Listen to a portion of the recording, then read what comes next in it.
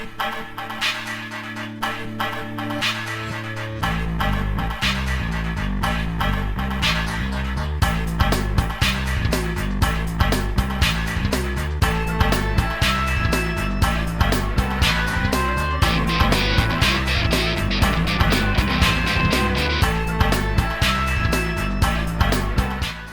I'm Ted from Everything Attachments, and we're here today with another attachments built here in Newton, North Carolina in our own factory. So this is a land grader, and pretty much for any type of road, parking lot, anything you want leveled out, this is the most simplest thing you can use. You can do it with a box blade if you're good, but this is pretty much a no-brainer. You just set it down, drag it, and it does the best job of all, and I'll kind of explain. There's several of them I've looked at. I'm going to tell you some differences, and I'm going to tell you the way you use this in a parking lot or a gravel road and why you use it that way, and what the other manufacturers are doing different than we are and why we do what we're doing. So it's a little complicated, but yet simple. So we're going to go over everything. This is a Category 1 hitch, 7/8" pins. It does have a clevis hitch here, and it is built for a quick attach or an eye match. Now, a couple of things we've done, we've looked at least 5 different brands of these, and I'm kind of getting an understanding of why different manufacturers did certain things and what we're going to do to make it better. This is the first land grader we're building, and this will be the basic unit, and it's everything you need for any type of gravel and stuff like that. If you're going to be doing sod and dirt, this will do pretty good, but you know, the scar fires on getting through the sod would help a lot, and that'll be on our next version. And I'll tell you some of the things we're going to have different, but there's going to be quite a bit of difference in cost before it's over. So one of the things you run into, and I found out why other manufacturers, the first time Peanut and I tried to use this over at my house on the driveway, it made a really good video, and we were both really impressed at how good a land grader did. The one thing we figured out was that we didn't need rippers on the front that we thought we would, because the road we had done had been packed for 5 years of really big rock, and a tractor trailer my neighbor drives is packed on it all the time. So when we tried it with a land grader that has the angle that these blades are on, we put the exact same angle on the one we were using in that video, and what we found out later was we bought a Land Pride and we bought a Woods, and there's only about half the amount of angle on that edge is what's on a Lineback or on the Everything Attachments. So there's 9 inches of drop from that edge to this edge, and here's the reason why I think the other manufacturers didn't do it.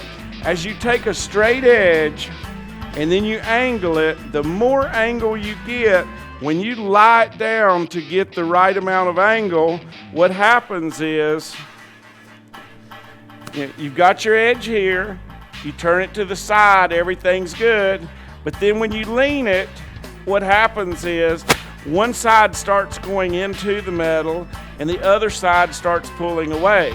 So the more angle you put to it, the more everything changes. So on the Land Pride in the Woods that has less than half of the angle that these blades are on, that's why I think that they're having to put the scar fires in front, because they just won't cut as good. The more angle you put to this, the more pitch you put to it, the more it wants to dig and pull the dirt to one side. So I think we hit on something by figuring out the different angles and staying with what we did. So on a 7-foot blade on most of them, the front edge was starting right at the very corner, which for saving metal, that's good. But it doesn't leave it much of a place to have a leveling device before it gets to that edge, so we extended that.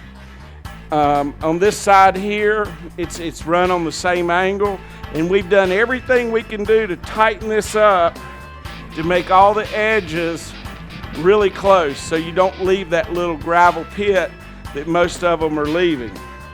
So we think we've got the angles right. We will build one with an edge. Now, a lot of people, their first question is, well, like on the Land Pride or the Woods, they're adjustable up and down, okay?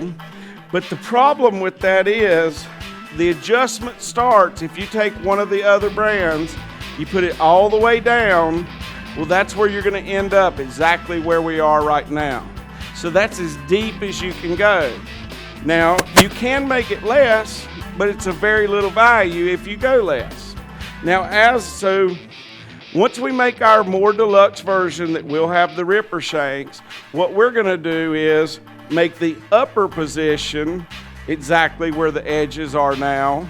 And as the edge wears, you'll be able to move it down to continue the same amount of grade.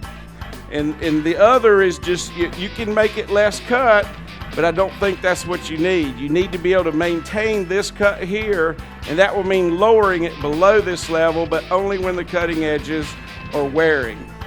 So this is made out of 3x3 tubing. This is 1/4 inch sides.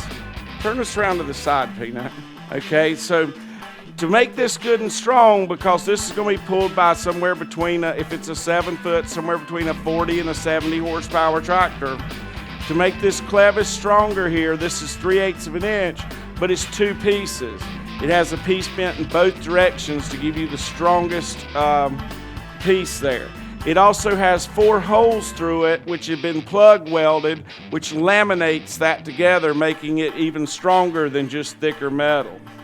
This is a 1/4 inch piece here. This is cut on a sheet and then welded together in the corners. Now, this corner here comes up higher than a lot of the others, letting you get onto rougher ground without it digging in. We chose to not put bolt-on cutting edges on it until we can adjust the edges, because if I do a bolt-on cutting edge, it's going to have to be thicker to countersink the bolts. So the thicker I make this, the less cut you're going to have on your edges. So we just have a 1/4 inch thick edge on it. You can replace it with a welder. You would have to take it to a machine shop, but it's the best way to keep this thing working properly. With the other ones, if you want to spend twice the money, and that's what we'll be somewhere near that when we add all the other features, ripper shanks and all, then we will have probably bolt-on shoes, things like that. But I've used one of these a lot at my house, and I've never worn out a set of edges. So there's a lot of things we've done through the whole thing to make it what we want. With the edges both going in the same direction, if your road has a particular side that needs built up and one that needs to be taken away, then depending on which way you travel with your tractor, you can make it fill in one edge or pull away from one edge. So it's really a neat piece of equipment and works great. Turn us around to the back, Peanut. And if you'll see, the edges right here, you've got a really long side there to keep you level all the way across. These are 1/2 inch thick Valk edges, which are US made. That's a 3/8 piece of steel that's been broke on a press brake. All the holes have been put in it previous, and everything has the right angles to weld it in and keep everything as tight as it can be put on here. All right, so up here on the hitch, it has the same hitch plates that we use on our box blade, so we're trying to make common parts.